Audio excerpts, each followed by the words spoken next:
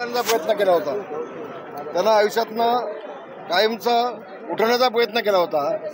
आज नियती त्यांनाच राजकारणातून कायमचा उठवण्याचा प्रयत्न करते। आपण सगळे पाहत आहे, महाराष्ट्रातले तमाम शिवसेनेचे पदाधिकारी हे एकनाथ शिंदेसोबत जोडले जात आहेत, बाळासाहेबांच्या विचारासोबत जोडले जात आहेत। कोकण जवळजवळ सगळंच कोकण आता शिवसेनेसोबत आमच्यासोबत आलेलं आहे आणि भविष्यामध्ये ही तो नांदी है, ये तो झांकी है, अभी बहुत कुछ बाकी है।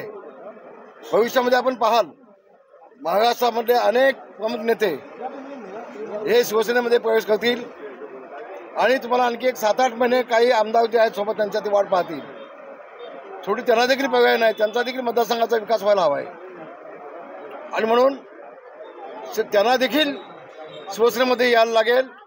मी याच्या आधीचं भविष्य सांगितलं आहे, शेवटी फक्त उद्धव ठाकरे हम दो और हमारे तीन एवढंच मातृशेवर शिल्लक राहतील, बाकी उद्धव ठाकरेंसोबत कोणी शिल्लक राहणार नाही। तुम्ही मगाशी एक वाक्य म्हणालात की कोकणातून उद्धव ठाकरेंची शिवसेना संपलेली आहे। उद्धव ठाकरे कोकणातूनच नाही, संबंध महाराष्ट्र त्यांना हातभार करत आहे। कोकणामध्ये फक्त त्यांचा एक आमदार आला निवडून, एकच आलाय, भास्कर जाधव आले, बाकी कोकण सगळं त्यांच्या हातातून गेलंय।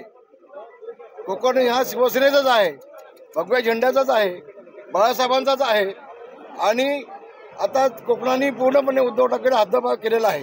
भविष्यामध्ये महाराष्ट्र देखील उद्धव ठाकरेंना हद्दपार केल्याशिवाय घडणार नाही, हा माझा विश्वास आहे। उद्धव ठाकरेंनी टीका केली होती की 50 खोके घेऊन गंगेत डुबकी मारली अशाच म्हणजे याच्या संदर्भातली। गंगेमध्ये अनेक लोक गेलेत, अनेक लोकांनी डुबक्या मारल्या, ते सगळ्यांनी पाप केले होते का? ज्याला कावीळ असते त्याला दुनिया पिवळी दिसते। आता उद्धव ठाकरेला एकनाथ शिंदे म्हणजे मोगलांच्या घोडे ज्यावेळेला पाणी प्यायला जायचे तेव्हा त्या मोगलांच्या मोगलांना त्या पाण्यामध्ये संताजी धनाजी दिसायचे। आता सकाळी उठल्यापासून उद्धव ठाकरे आणि संजय राऊत यांना फक्त एकनाथ शिंदे दिसत आहेत आणि एकनाथ शिंदे आपण पाहिलात प्रचंड वेगाने चाललेत।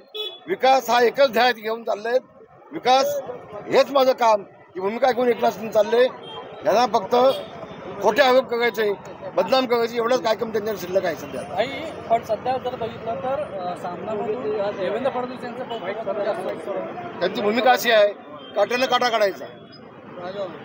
हे उद्धव ठाकरे नवीन नाही, पण देवेंद्र फडणवीस देखील एक हुशार राजकारणी आहेत, त्यांना हे सगळं कळतं। धन्यवाद, जय महाराष्ट्र।